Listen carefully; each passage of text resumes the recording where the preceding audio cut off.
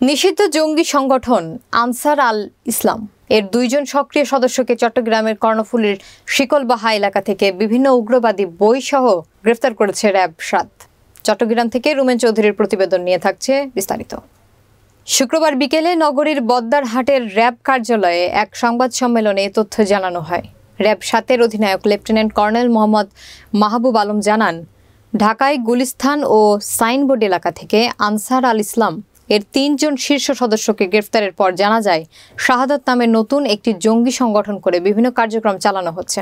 তাদের এমন তথ্যের ভিত্তিতে চট্টগ্রামের কর্ণফুলীর শিকলবাহা এলাকায় জঙ্গিবাদী মিটিং চলাকালে শাহাদাত গ্রুপের মোহাম্মদ আসাদুজ্জামান এবং মোহাম্মদ আহাদ নামের 2 জন সক্রিয় সদস্যকে গ্রেফতার করা হয়। বিভিন্ন মোবাইল অ্যাপসের মাধ্যমে তারা তথ্য আদান প্রদান করে বলেও জানান র্যাব।